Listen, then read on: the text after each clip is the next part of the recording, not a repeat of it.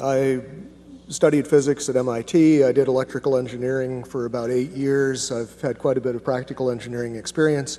When I first saw the collapses, I was absolutely convinced that they were not spontaneous. One of the first things that I did was to speak with one of my patients, who is a retired Army Corps of Engineers fellow who's done a lot of demolition and construction. Showed him some of the public source videos that are available of it, and he immediately pointed out that there were squibs, which represent little puffs of smoke essentially coming out of the buildings initially, which were clearly a sign of controlled demolition. He had no opinions beyond that, but he said without doubt that it was a controlled demolition. That sort of set me on the path of continuing to examine it and trying to gather as much evidence as I could. And the question I pose, what don't we know and why don't we know it, is sort of addressing the fact that at this point we still do not really have a meaningful explanation for what happened to the buildings. We have had several studies at this point, which I will go into, as to trying to determine a plausible scenario for the collapse.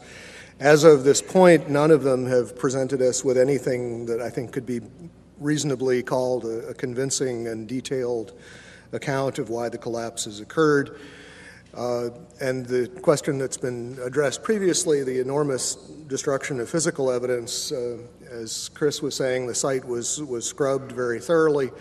Out of the entire mass of the buildings that were destroyed, the National Institutes of Standards and Technology, who are now doing the ongoing investigation, managed to save about 240 pieces out of the entire building. All of the rest of it was basically recycled. The obvious question is what does it mean that there was a controlled demolition? At the simplest level, it means that someone had a lot of access to the buildings over a long enough period of time to set this up. It implies, as many other things have tonight, that the people who had effective control of the site had an interest in having it scrubbed and making sure that no information was available, that a forensic reconstruction couldn't be done.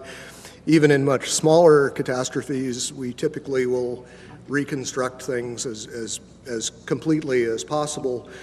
For example, TWA Flight 800 pieces were dredged off the bottom of the sea. A complete reconstruction was done to allow a detailed analysis. In this case, the exact opposite was done.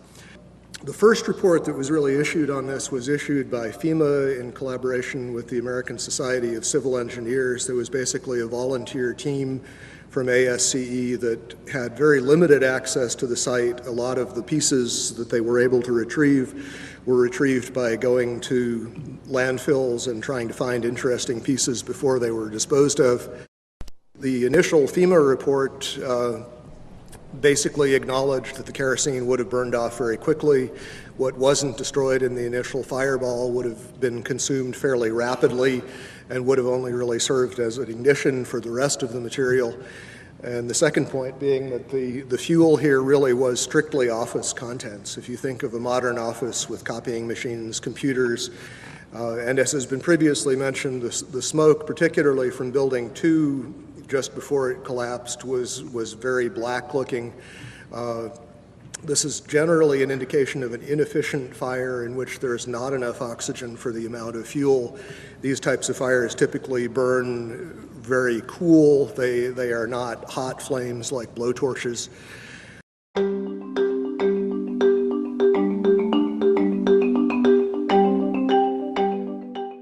First of all, let's go back to your basic premise that there was a pool of molten steel.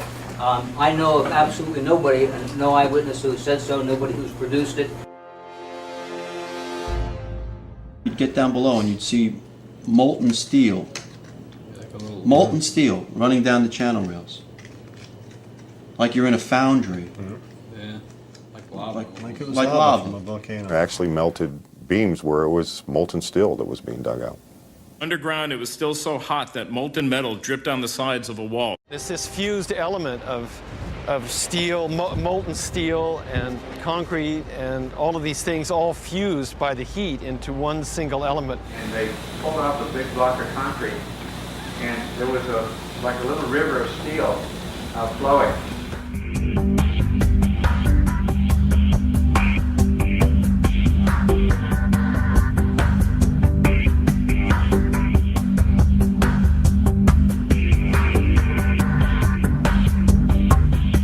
Many witnesses, firemen and lots of people described the flowing molten metal, iron or steel, at extremely hot temperatures. And John Gross categorically denied their observations, so that because their observations don't fit his preconceived notion, he not only ignored evidence, he denied evidence.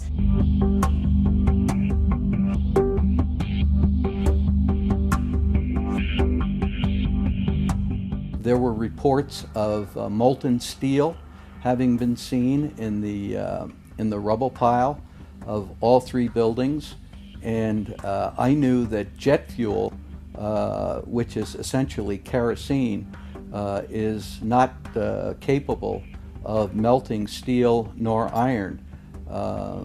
Kerosene or jet fuel burns at less than 1600 degrees Fahrenheit, and molten steel needs at least 2700 degrees Fahrenheit in order to melt.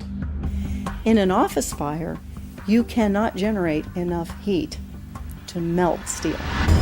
And yet we have evidence of molten iron in the microspheres, in the rubble pile, and the metal pouring out of the side of the tower.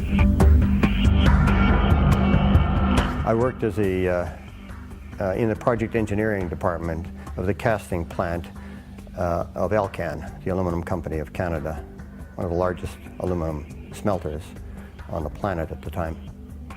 And in that smelter we turned aluminum oxide into aluminum, molten aluminum. Molten aluminum is silver. It's not yellow, it's silver. It looks like mercury. The yellow molten metal that I saw pouring out of the South Tower is indicative of molten iron. The official explanation of what happened there was that the heat from the fire supposedly softened the steel and thereby brought the buildings down. Well, second law of thermodynamics says, just like water can only flow downhill when it's poured on the ground, similarly heat can only move downhill. But with heat, downhill means from a region of higher temperature to a region of lower temperature. And the heat flowing uphill from a 750 degree flame to a 3000 degree puddle of molten steel violated the second law of thermodynamics. The only way that's known that a carbonaceous material can cause steel or iron oxide to turn into a molten metal is in a blast furnace. Yeah, and that's very different than what we had. Overflights had detected with infrared camera 1400 degree Fahrenheit hotspots on the surface of ground zero. And that being there for a week, indicates that there was something very hot going on below the surface. This is how it's been since day one. Oh, it's unbelievable. And this is 6 weeks later, almost 6 weeks later. And as we get closer to the center of this, it gets hotter and hotter. It's probably 1500 degrees. We've had some small windows into what we thought was the core at some point, and it looked like an oven. It was just roaring inside. And it's just a bright reddish orange color. See that stuff he's pulling out? What was that, Chief? We're gonna hold off on the water. See the stuff he's pulling out? Yeah. It's red hot. If we hit it too much steam, you won't be able to see what he's doing. Great. There were fires of 2,000 degrees Fahrenheit below the ground. You see how this debris is still smoking? That's when the fire is going to still burning. 8 weeks later, we still got fires burning. Every now and then, one of the pieces of equipment will dig in, they'll open up a small area, the oxygen will rush in, and you'll get this plume of brown, black smoke coming up. That's because that fire just got more oxygen. So, I mean, these things are burning. At one point, I think they were about 2,800 degrees. The cores themselves, basically, if you've seen diagrams of the building, there's a large central rectangle in each of the towers that contained 47 columns. And these columns basically were the primary structural support of the building. They were given the role of supporting the whole gravitational load of the building. Since they were so strong, it would have been reasonable to think that they would have withstood, at least to some extent, the collapse. But in fact, as we see after the buildings collapsed, there was basically only little stubs of these things standing up a floor or two above the ground level. The cores did not have much in them that would burn. The cores basically were dedicated to things like elevator shafts, utility shafts, stairways. So you have drywall material, you have a little bit of carpeting, you don't really have any inflammable material in the core itself. The core was specifically designed so it could not function as a chimney. They did not want, in the case of a fire, for the fire to be able to travel through the elevators or for air to come in through the elevators. So they were designed with what this architect Aaron Swirsky, I believe it was, referred to as a hermetically sealed system. There were fire shutters that were designed to close off the core in the event of an event like this. And those, as far as we know, functioned properly, which means that there was a very limited amount of oxygen available. Okay, as far as the issue of what failed and how, some of the initial suggestions, and these showed up in the NOVA documentary, which is a good example of what I like to call proof by computer animation. Thomas Egar, who was a material scientist but not a structural engineer, who became a spokesman for these documentaries, indicated that the floors had somehow failed, that the trusses supporting the floors had failed. This was the theory that was put forward actually in the initial FEMA report. Subsequently, there have been basically complete contradictions of that. Jim Hoffman has done quite a bit of research which is available on the web concerning the problems with this idea that the floors would have simply fallen.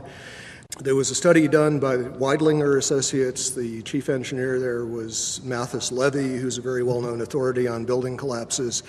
He specifically disavowed the idea of pancaking or collapsing of the floors. And the most recent official report we have on this, which is from National Institutes of Standards and Technology, NIST, rejected the idea that floor collapse was part of it. And so as a result, we have basically no sequential model at this point. What NIST has suggested is that there was some kind of simultaneous collapse of the cores, but they have not attempted to give any kind of modeling as to whether those cores could have in fact been destroyed by the fires in the way that they claim. Unfortunately, the material that would have allowed a detailed fire analysis, the actual physical evidence, is all gone. The building was designed to have a fully loaded 707 crash into it. That was the largest plane at the time. I believe that the building probably could sustain multiple impacts of jetliners because this structure is like the mosquito netting on your screen door, this intense grid. And the jet plane is just a pencil puncturing that screen netting. It really does nothing to the screen netting.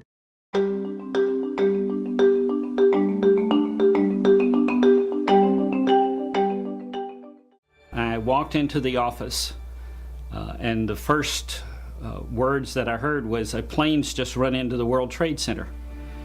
And my initial thought was, well, that's okay. It's built to withstand a 707. It did not seem possible that these towers that were designed to withstand the impact of a 707 could possibly collapse in such a short order of time from the time that they were hit.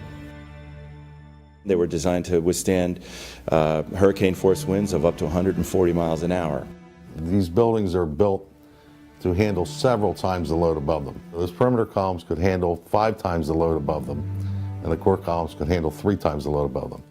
I remember walking up to a window, and a young man turned to me with tears coming down his face, and he said, "Will they fall down?" And I said, "No." Never has a steel structure building in the history of steel structured buildings ever fallen down for the reasons of fire. The majority of the jet fuel was burnt up instantly in the big fireball, and it was gone.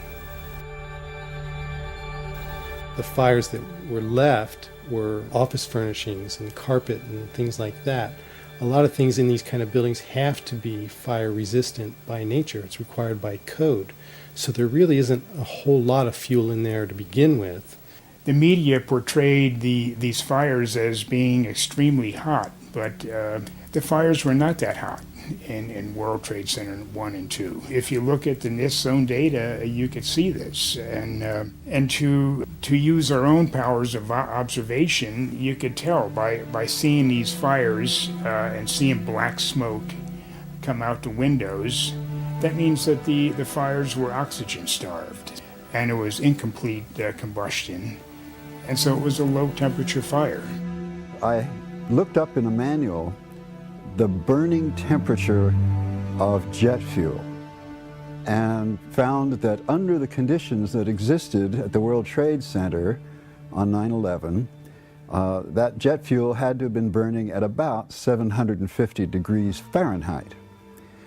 I also noticed that the official explanation of what happened there was that the heat from the fire supposedly softened the steel and thereby brought the buildings down. If you have a flame at 750 degrees, you can hold that flame under a steel beam forever, and you'll never reach a high enough temperature to bend steel, let alone melt it. So immediately I knew at that point that the official explanation was dead wrong. One of the most significant things to my thinking that indicates that this could not have been the sort of collapse that we are told it was is the presence of the dust clouds. And as you've seen in the pictures, and I'm sure all of us have seen probably more than we would like, there were very, very large clouds of very thick dust that enveloped the area, that crossed the river, that made it almost all the way to New Jersey from the pictures that I've seen. This type of flow is something that we are familiar with in physics. It occurs in only two situations that we know of naturally. One is in volcanic eruptions, where a large amount of material is suddenly exploded into the air and basically forms small particles. The other situation is something called turbidity currents. These occur along the edges of the continental shelves, where mud or sediment will slump, become suspended in water. And the common thread is that you have large amounts of a dense material that is suspended very quickly in a fluid, thereby creating another denser fluid, which is in effect the dust cloud. And that fluid can achieve considerable velocities. The problem with creating this sort of slurry of fine particles is that there really is no mechanism that has been proposed. We have concrete floors with carpeting or flooring over them. We have furniture.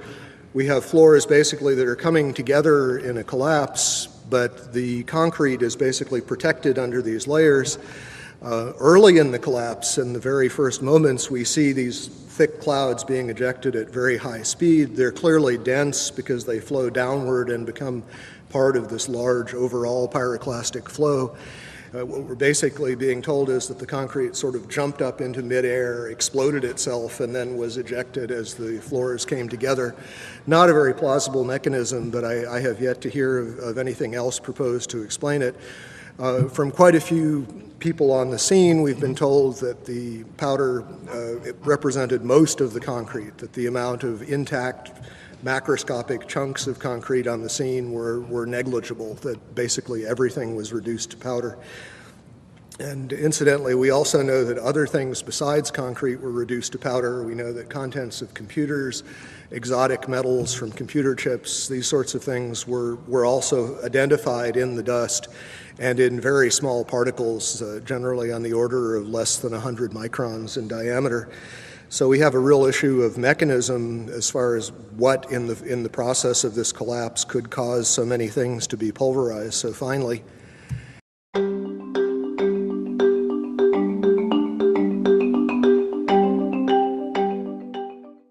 The spread of debris in a large radius around each tower, what we see is an outward explosion of material beyond the perimeters of each footprint.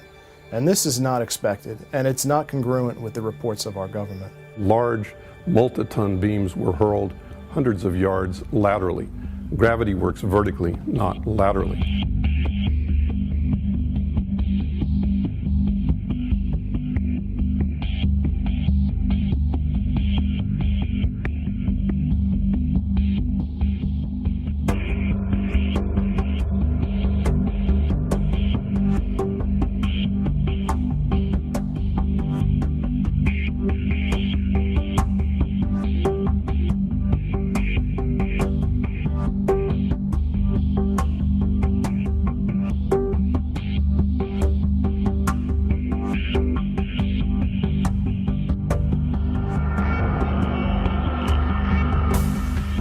So something's happening to throw these things horizontally at those kinds of speeds. And here it is trailing white smoke the whole time. It really is indicative of some kind of explosion. The individual explosions that I noticed 20 and 30 and 40 stories below the collapsing structure. And naysayers tend to say, well, that's just air being blown out the windows. I mean, it doesn't really work to say it's just air pressure. And I've estimated these are coming out faster than 100 miles an hour. The floors pancaking upon themselves would create gushes of air out the side, but not the kind of explosive force that we saw that would throw I-beams across the street into the windows of other buildings. The ejection of the materials out of the building, the manner in which it fell, the speed at which it fell, exhibited all the signs of demolitions and the completeness of the destruction down to their individual elements. When the South Tower was destroyed, at first it looked like it was going to land in the street or take a building out next to it, and then all of a sudden it disappears in this huge cloud of smoke. There were two substations on the 108th floor, the 75th floor, and the 41st floor, and the 7th floor. At those 8 locations, there were 4 transformers in each substation that weighed over 30,000 pounds. The transformers would not explode on their own. They were air-cooled, dry-type transformers. And yet, after the collapse, there was no evidence of them being found at the bottom of the towers. I wonder why. As an architect, I would expect to see larger portions of the building floors, the decking, the steel decking, the concrete topping, much larger remnants of what the structural components of this building was. After all, there was 110 floors in each building, and each floor plate was over an acre in size. And there's no concrete. There's very little concrete. All you see is aluminum and steel. What happened to the concrete? The concrete was pulverized. And I was down here Tuesday, and it was like you were on a foreign planet. All of Lower Manhattan, not just this site, from river to river, there was dust powder 2-3 inches thick. The concrete was just pulverized.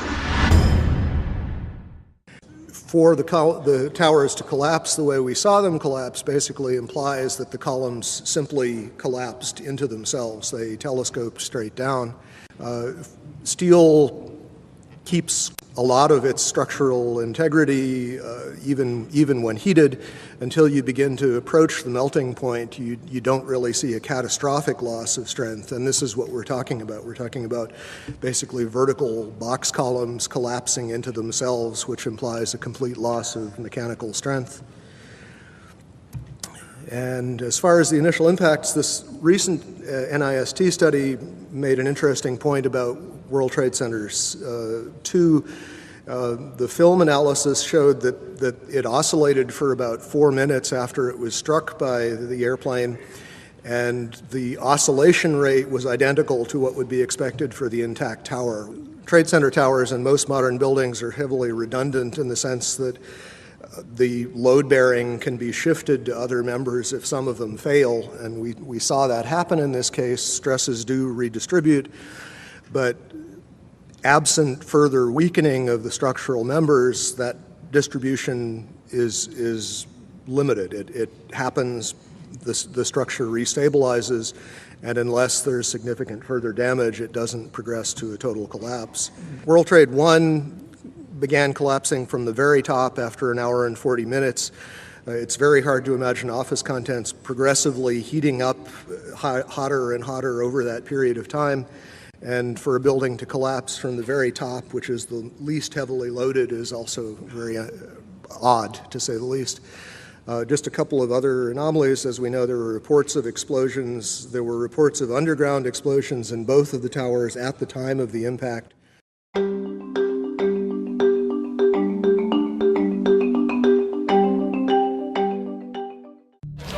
As we were getting our gear on and making our way to the stairway, there was a heavy-duty explosion inside the lobby. We stuck on the stairs for a while. We finally got down to the lobby. Then we get to the lobby, it was this big explosion. There were numerous secondary explosions taking place in that building. There were continuous explosions. There was a secondary explosion, probably a device either planted before or on the aircraft that did not explode until an hour later. Then there was those secondary explosions and then the subsequent collapses. It sounded like gunfire, you know, bang, bang, bang, bang, bang, and then all of a sudden 3 big explosions. About 50 consecutive bangs, and it fell down like a waterfall. and we heard the noise associated with an implosion. We heard a very loud blast, an explosion. We heard a loud explosion. At that point, we heard a large boom. I looked up and just saw the building coming at us. Do you know if it was an explosion or if it was a building collapse? To me, it sounded like an explosion. There was another major explosion. All of a sudden, you hear explosion, and you could see the building starting to collapse. Huge explosion that we all heard and felt. We could hear a rumble, which was about 5 seconds long, preceding the actual collapse, and then a boom when each of those towers collapsed. Just seconds ago, there was a huge explosion, and it appears right now the second World Trade Tower has just collapsed. I was about 5 blocks away when I heard explosions. And then you heard from far away, boom, boom. And you heard the boom, boom, boom, boom, boom, boom. Floor by floor, it started popping out. It was if they had detonated. If they were planned to take down a building. Boom, boom, boom, boom, boom, boom, boom. And it just started going pop. It just started going boom, boom, boom, boom, boom. And he goes, how fast? I go like firecrackers. They're reporting exactly what I would expect. You're hearing boom, boom, boom, boom, boom, waves of explosions going off. Not one massive big boom. There's so many videos of witnesses from that day that report explosions. There's radio transmissions from the FDNY. We have the transcripts that were recorded, back in 2001 of all these firefighters and first responders reporting explosions. This testimony should have caused the presumption that there was a good chance explosive residue would be found and justified testing for it, rather than the opposite. It doesn't look like a collapse. It's like a huge mushrooming, billowing kind of an event. That whole thing looks nothing like a building falling down. It's a building being blown up. That's what the physics shows. Yet they refuse to consider the possibility that explosives or some other form of demolition device could have been used to cause the collapses of the towers. And the fact that controlled demolition is consistent with all the available technical evidence. And the response to that request for correction is NIST simply saying they're unable to provide a full explanation for the total collapse, even though that was their task given to them by Congress.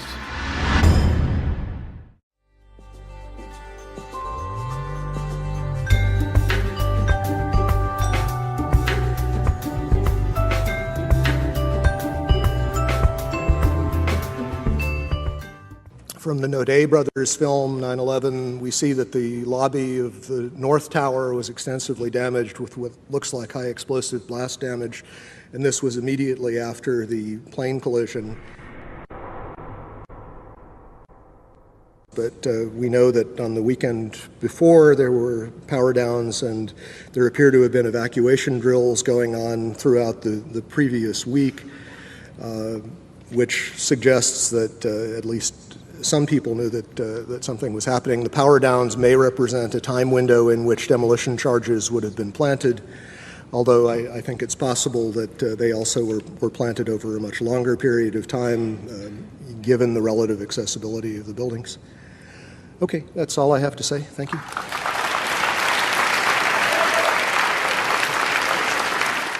How is it that on 4 separate occasions on one day that $1 trillion military and intelligence infrastructure could fail?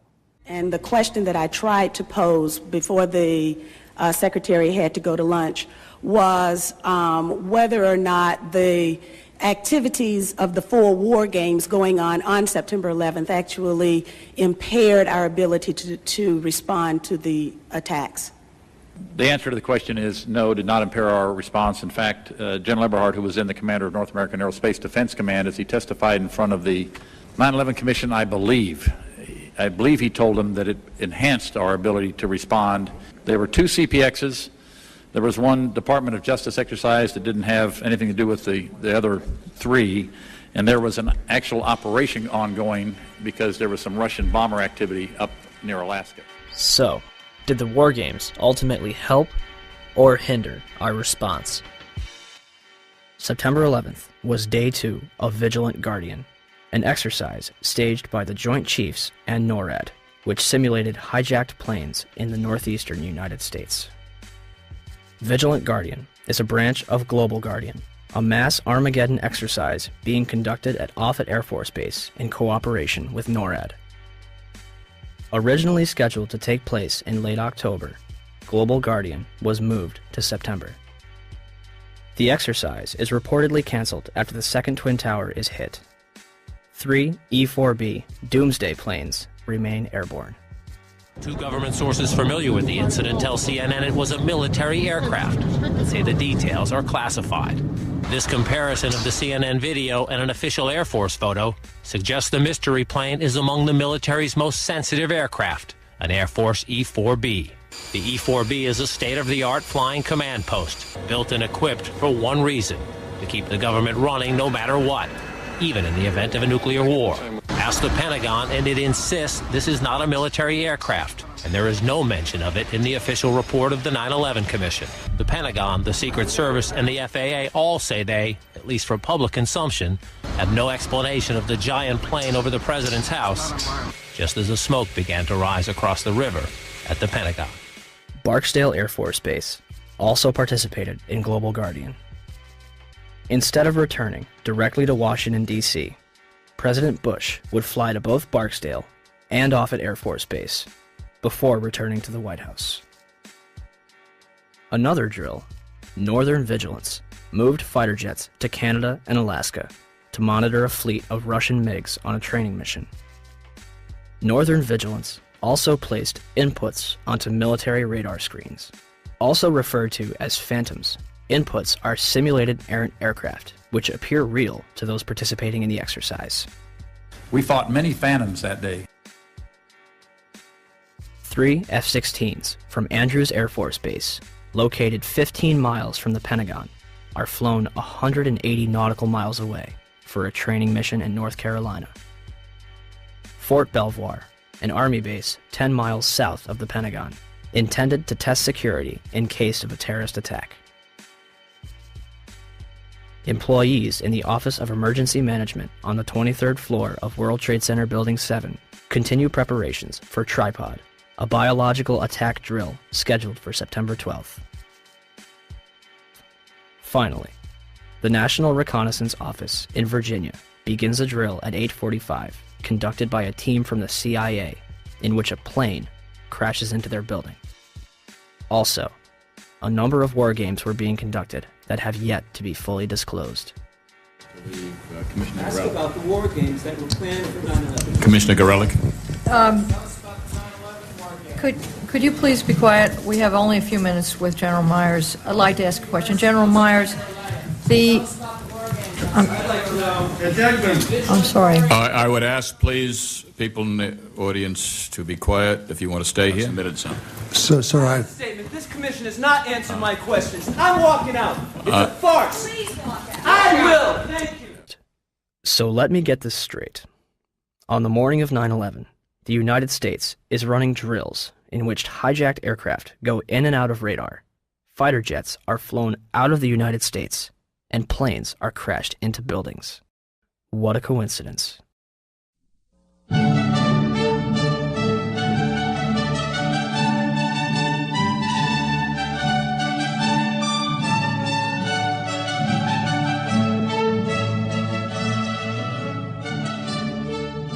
On the morning of September 11, 2001, 19 men armed with box cutters, directed by a man on dialysis in a cave fortress halfway around the world using a satellite phone and a laptop, directed the most sophisticated penetration of the most heavily defended airspace in the world, overpowering the passengers and the military combat-trained pilots on 4 commercial aircraft before flying those planes wildly off course for over an hour without being molested by a single fighter interceptor.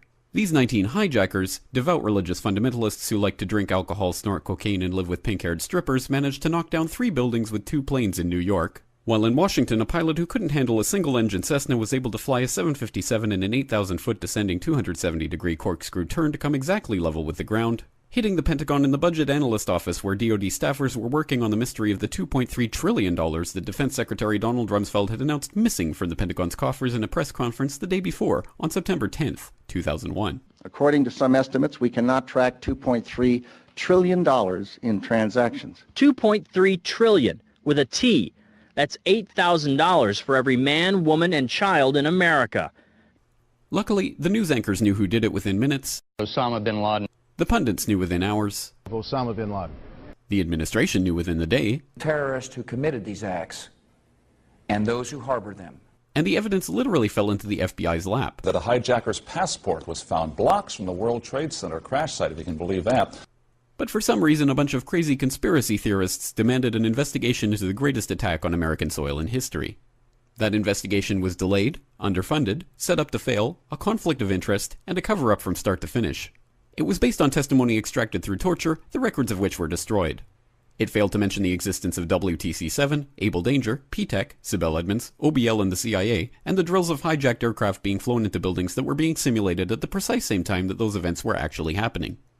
It was lied to by the Pentagon, the CIA, the Bush administration, and as for Bush and Cheney, well, no one knows what they told it because they testified in secret, off the record, not under oath, and behind closed doors.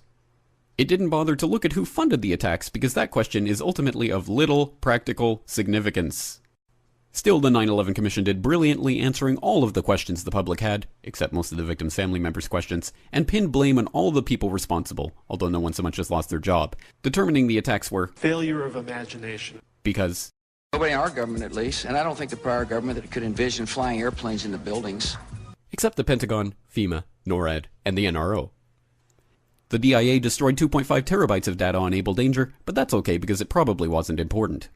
The SEC destroyed their records on the investigation into the insider trading before the attacks, but that's okay because destroying the records of the largest investigation in SEC history is just part of routine record keeping. Federal officials have begun a major investigation into whether someone or many people benefited financially from the evil done to the country last Tuesday. Not long before the attacks occurred, there were some financial transactions in the stock market that may indicate knowledge of the attack before it began. ABC's Antonio Mora is here. Whether they ever get to, if they ever get to the bottom of it, it will be astonishing. Astonishing, no question, Peter. What many Wall Street analysts believe is that the terrorists made bets that a number of stocks would see their prices fall. They did so by buying what are called puts. If you bet right, the rewards can be huge. The risks are also huge, unless, of course, you know something bad is going to happen to the company you're betting against. This could very well be insider trading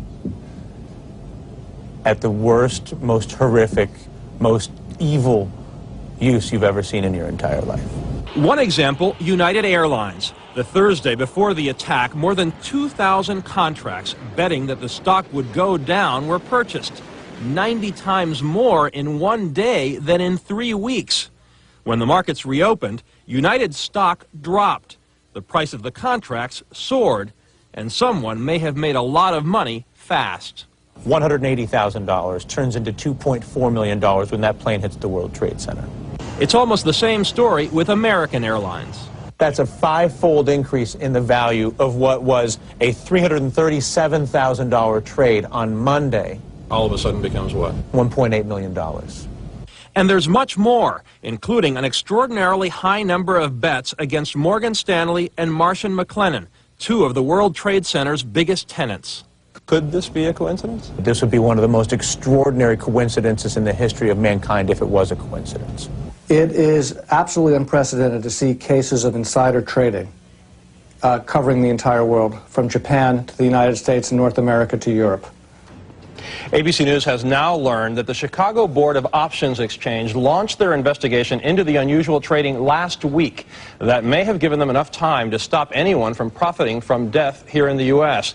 It may also give investigators, Peter, a hot trail that might lead them to the terrorists. Thanks very much. As a reminder of the complications here, though, the Secretary of the Treasury said today of this investigation, you've got to go through 10 veils before you get to the real source. Yep.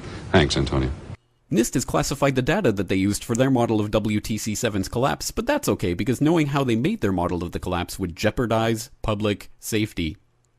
The FBI has argued that all material related to their investigation of 9/11 should be kept secret from the public, but that's okay because the FBI probably has nothing to hide. This man never existed, nor is anything he had to say worthy of your attention, and if you say otherwise, you are a paranoid conspiracy theorist and deserve to be shunned by all of humanity. Likewise him, and her. And her, and her, and him. Osama bin Laden lived in a cave fortress in the hills of Afghanistan, but somehow got away. Then he was hiding out in Tora Bora, but somehow got away. Then he lived in Abbottabad for years, taunting the most comprehensive intelligence dragnet employing the most sophisticated technology in the history of the world for a decade, releasing video after video with complete impunity and getting younger and younger as he did so, before finally being found in a daring SEAL team raid which wasn't recorded on video, in which he didn't resist or use his wife as a human shield, and in which these crack special forces operatives panicked and killed this unarmed man, supposedly the best source of intelligence about those dastardly terrorists on the entire planet. Then they dumped his body in the ocean before telling anyone about it. Then a couple dozen of that team's members died in a helicopter crash in Afghanistan. If you have any questions about this story, you are a batshit paranoid tinfoil dog-abusing baby hater and will be reviled by everyone. If you love your country and or freedom, happiness, rainbows, rock and roll, puppy dogs, apple pie, and your grandma, you will never ever express doubts about any part of this story to anyone. No, I always imagine myself making great plays, but you never think about being MVP. Investigate 9/11. 9/11 was perpetrated by people within our own government.